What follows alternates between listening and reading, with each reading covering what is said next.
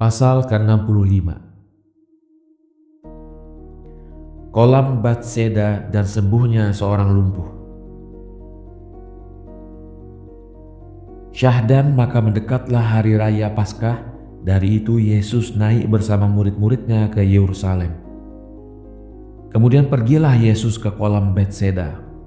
Dan kolam itu dinamakan demikian karena malaikat Allah pada tiap hari menggerakkan airnya.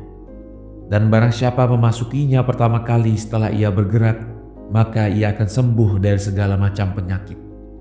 Dari sebab itu, banyak orang-orang sakit yang duduk menanti di sebelah kolam yang mempunyai 5 ruang tunggu itu. Maka terlihatlah oleh Yesus seorang lumpuh yang sudah berada di sana 38 tahun sakit gawat. Dan ketika Yesus mengetahui hal itu dari ilham Tuhan, belas kasihlah ia kepada si penderita, lalu mengatakan kepadanya, "Sukakah engkau sembuh?"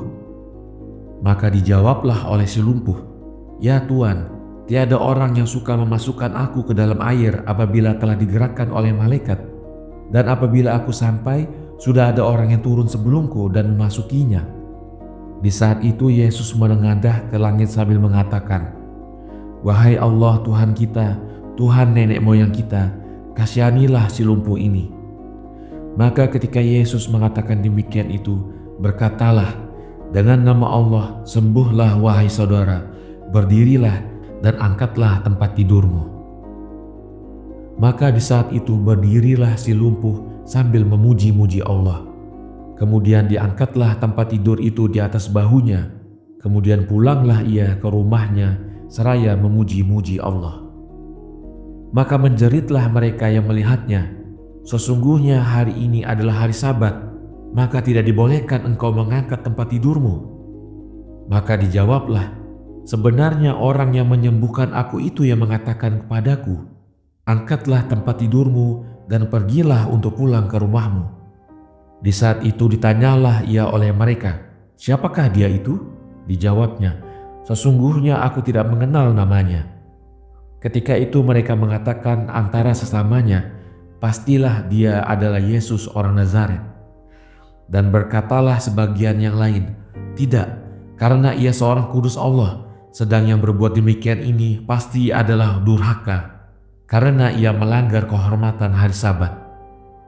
Kemudian Yesus menuju bait Allah, maka didekatilah dia oleh banyak orang untuk mendengar uraiannya. Sedang para imam menyala-nyala kedengkiannya karena itu. Pasal ke-66. Seorang datang kepada Yesus, katanya, "Ya guru yang soleh, apakah balasan yang akan dikaruniakan kepada kita oleh Allah di surga kelak?" Maka datanglah seorang kepadanya sambil berkata, "Ya guru yang soleh, bahwasanya engkau mengajar kebaikan dan kebenaran. Dari itu katakanlah kepadaku, apakah balasan yang akan dikaruniakan kepada kita oleh Allah di surga kelak?" Yesus menjawab, "Sesungguhnya engkau memanggil aku seorang saleh, sedang engkau tidak mengetahui bahwa tiada yang saleh kecuali Allah sendiri. Sebagaimana telah dikatakan oleh Ayub kesayangan Allah, seorang bayi yang berumur sehari tidaklah bersih, bahkan malaikat pun tidaklah bersuci dari kesalahan di hadapan Allah. Lalu katakan pula, sungguh badan ini menarik dosa dan menghisap kesalahan sebagaimana sepon menarik air."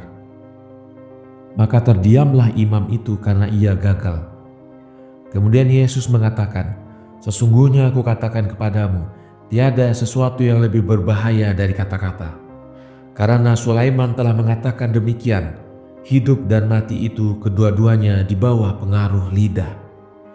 Kemudian ia menghadap kepada murid-muridnya, katanya, "Waspadalah dari mereka yang memuji-mujimu, karena sesungguhnya mereka menipu kamu. Maka dengan lidahlah setan telah memuji kedua ibu bapa kita pertama itu. Akan tetapi akibat dari ucapannya itu adalah kesengsaraan. Begitupun Firaun telah dipuji-puji oleh kaum cendekiawan di Mesir. Begitu juga dengan Gilead telah memuji penduduk Filistin. Begitu pula 400 nabi palsu telah memuji Ahkab. Akan tetapi pujian mereka itu tiada lain kecuali kebohongan, sehingga binasalah manusia-manusia yang dipuji itu beserta para pemuji. Oleh karena itu, bukanlah tidak beralasan apa yang difirmankan Allah kepada Nabi Yesaya itu. Ya kaumku, sesungguhnya mereka yang memuji engkau akan menipumu. Celakalah bagimu, wahai ahli Taurat dan kaum Farisi. Celakalah bagimu, wahai para imam dan orang-orang Levi, karena kamu telah merusak cara penyembelihan korban untuk Tuhan, sehingga orang-orang yang datang untuk mempersembahkan korban-korban itu mempercayai bahwa Allah itu makan daging masak seperti manusia. Pasal ke-67. Persoalan korban adalah kesaksian hidup yang telah dikaruniakan kepada anak bapa kita Ibrahim. Karena kamu mengatakan kepada mereka, bawalah domba-domba, lembu-lembu, dan anak-anak kambingmu ke bait Allah, dan janganlah kamu makan semuanya, tapi persembahkanlah sebagian kepada Tuhanmu dari apa yang Dia anugerahkan kepadamu. Tetapi kamu tidak menjelaskan kepada mereka tentang asal persoalan sembelihan itu, bahwa ia adalah kesaksian hidup yang telah dikaruniakan kepada putra bapa kita Ibrahim, agar supaya tidak dilupakan iman dan ketaatan bapa kita Ibrahim beserta janji-janji yang diikat dengannya oleh Allah dan keberkahannya yang telah dikaruniakan kepadanya. Akan tetapi Allah berfirman melalui Nabi Yeskiel, "Jauhkanlah daripadaku segala sembelihanmu itu. Sesungguhnya korban-korbanmu itu terbenci olehku. Karena sudah mendekatlah waktu yang padanya akan disempurnakan oleh Allah apa yang difirmankan oleh Tuhan kami melalui Nabi Hosea. Firman-Nya, Aku akan memanggil kaum yang tidak terpilih itu menjadi kaum yang terpilih." Dan sebagaimana ia berfirman tentang Nabi Yeskiel, Allah membuat perjanjian baru dengan kaumnya, tidak seperti yang telah diberikannya kepada bapak-bapakmu, lalu tidak mereka tepatinya.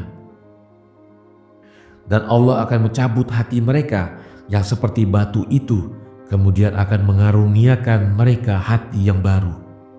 Dan semua itu akan terjadi karena kamu sekarang tidak bertindak menurut syariatnya, padahal anak kunci itu ada padamu, tetapi kamu tidak membuka. Bahkan kamu menutup jalan terhadap mereka yang akan lewat padanya. Kemudian imam itu akan pergi untuk memberi kabar tentang segala sesuatu kepada para imam-imam, kepada kepala imam-imam yang sedang tekun menanti dekat bait Allah. Akan tetapi Yesus berkata, "Berhentilah, karena aku akan menjawab atas pertanyaanmu.